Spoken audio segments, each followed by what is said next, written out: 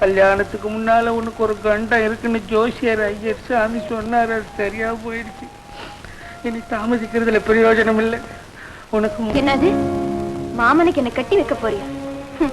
நான் நல்லா இருக்குது உனக்கு பிடிக்கலையா? என்னம்மா இப்படி சொல்றேன்? வாக்க நம்ம காப்பாற்ற வேணாமா? அதெல்லாம் எனக்கு தெரியாது. கண்டிப்பா சொல்றேன், நான் மாமனை கட்டிக்க மாட்டேன். ஏமா உன் மனசுல வேற யாரையாவது நினைச்சிருக்கியா? அதையாவது சொல்லு. அப்பா, கடைசியா சொல்றேன், இனிமே அந்த பேட்டை எடுக்காதீங்க. நம்ம பொண்ணு விஷயம் பெரிய மூங்கி போதற மாதிரி சிக்கலால இருக்கு.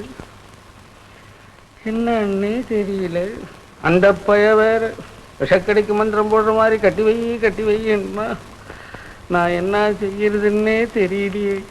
ஐயனாரப்பா, என் பொண்ணு மனசுல இருக்கிற பையனாரப்பா, பொண்ணும் புரியலையே எனக்கு.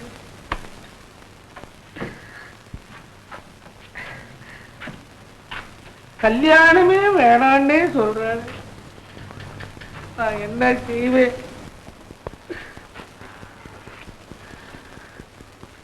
மதுரை வீரா, நீதான் இதை குதிரை வைக்கணும். வேற வழி தற்சமயம் காயாதான் இருக்கு. ஊதிதான் பழுக்க வைக்கணும். என்ன மச்சான் இது கதையா இருக்கு?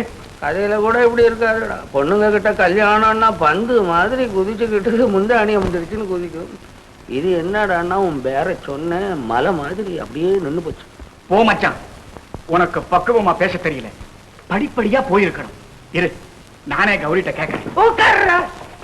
அது கோபமா அடுப்பாங்கரைக்கு போயிருக்கு. நீ போனா கொள்ளி கட்டி எடுத்து மூஞ்சில சுட்டுருவோம். மச்சான், என்னடா? அப்ப எங்க அக்காவுக்கு கொடுத்த வாக்கு வாக்குதான் நிறைவேற்ற வேண்டாமா? நிறைவேற்ற வேணும். அதுக்கு ஒரு வழி. என்ன மச்சான்? உனக்கு தெரியாது, சும்மா நான் செய்வேன். மச்சான்